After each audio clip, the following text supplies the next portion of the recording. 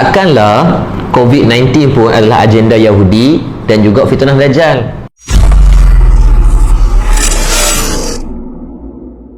Assalamualaikum warahmatullahi ta'ala wabarakatuh. Bersama saya Muhammad Yaqub Yusra bin Muhammad Isuf daripada Murtada Dakwah Center. Baik tuan-tuan, ramai yang duk PM mesej dan tanya di Facebook, Instagram, tanya kat Ustaz, adakah COVID-19 ni adalah agenda Yahudi ataupun fitnah Dajjal? Baik tuan-tuan, itu bukanlah dalam keilmuan kita untuk kita tentukan Illuminati ataupun Dajjal. Yang pasti Illuminati itu wujud dan juga Dajjal itu juga wujud. Ini berdasarkan daripada hadis-hadis Nabi SAW berkaitan Dajjal. Tapi bukanlah video ni kita nak bercerita tentang Dajjal atau Illuminati, tapi kita nak berbincang tentang apa hikmah daripada COVID-19.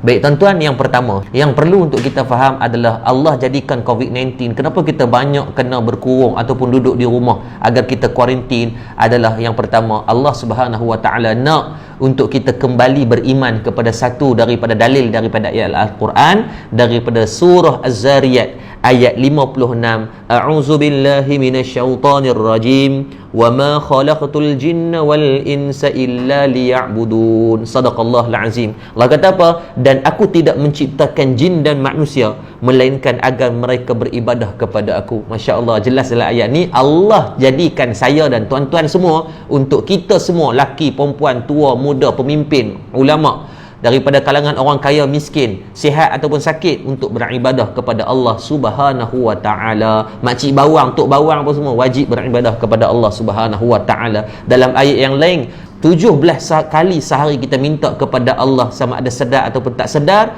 iyyaka na'budu wa iyyaka nasta'in. Kita minta hanya pada Engkau lah kami beribadah, dan hanya kepada Engkau kami mohon pertolongan, kita minta bantuan. Hari ni kita banyak minta bantuan, ya Allah selamatkan aku, ya Allah peliharalah aku, ya Allah bagilah rezeki pada aku. Kita terlupa untuk agar ini adalah waktu yang terbaik kita betulkan ibadah kita dengan Allah. Kenapa sebut tentang ibadah? Sebab kita yakin satu kajian yang dibuat oleh Dr. Fadilah Kamsah pada tahun 2011 mengatakan bahawa umat Islam di Malaysia 86.2% yang culas dalam bab solat. Saya sendiri pernah cuba kepada 20 sekolah yang saya mengajar dalam motivasi. Daripada 20 orang sekolah ini, hampir 90% dapat data yang sama.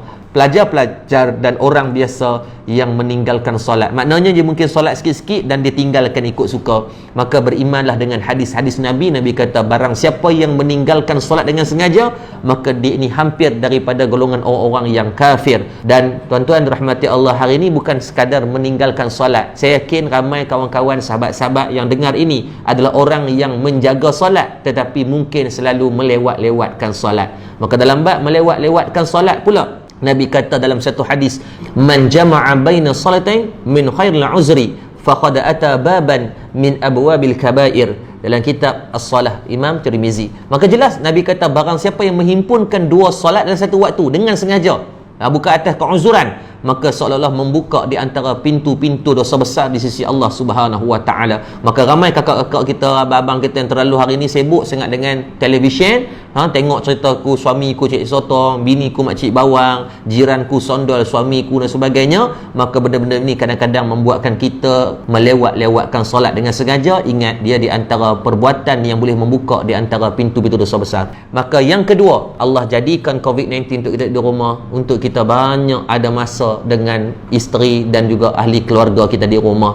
Tuan-tuan muslimin muslimat dirahmati Allah Subhanahu Wa Taala, hari-hari lain kita terlalu sibuk. Kadang kita keluar gelap, kita balik pun gelap. Hari ini adalah masa yang kita boleh tengok anak kita membesar depan mata. Yang percayalah, waktu lain kita tidak akan ada ruang seperti ini. 14 hari extend jadi 28 hari, Masya Allah. Tapi hati-hati. Al-Imam Al-Ghazali rahimahullah ta'ala menyebut dalam kitab Ihya Ulumuddin, menjadi satu dosa kepada mak dan ayah yang mana membiarkan anak-anak dia mencecah ulul ahlam wa nuha, baligh dan berakal, tanpa diselesaikan ilmu fardu ain. Ilmu fardu ain, anak ni boleh semayang ke belum, anak ni faham tak rukun iman, rukun Islam, anak ni boleh baca Quran ke tidak. Maka dalam bab bacaan Quran, tuan-tuan tolonglah dengar anak kita. Sekurang-kurangnya tuan-tuan panggil, dengarlah dia baca surah Fatihah betul ke tidak, sebab itu adalah rukun khawli dalam solat. Maka tolong betulkan anak-anak kita. Nah, inilah ruang yang terbaik disebabkan satu kajian yang dikeluarkan daripada UKM pada tahun 2011 daripada Fakulti Perubatan yang ditulis oleh Muhammad Yaqub Elias Zulkifli bin Muhammad Yusof. Ni Yaqub lain, bukan Yaqub ni.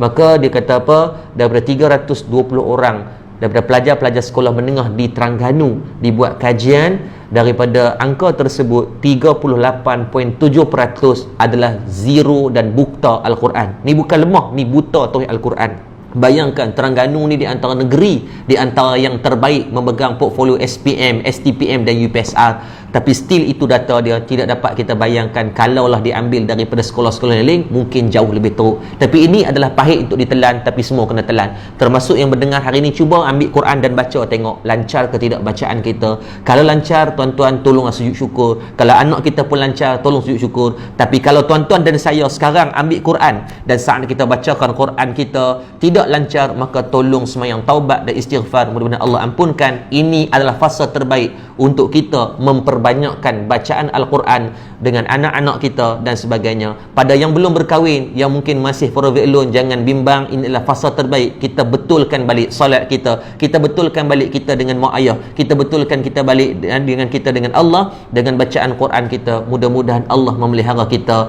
Bukanlah virus COVID-19 itu yang paling ditakuti, tapi virus yang paling ditakuti adalah virus ketika mana kita jauh daripada rahmat Allah Subhanahu wa taala. Mudah-mudahan kita menjadi makhluk yang bertakwa, bukan seperti Dajjal. Wallahu a'lam bissawab. Assalamualaikum warahmatullahi taala wabarakatuh.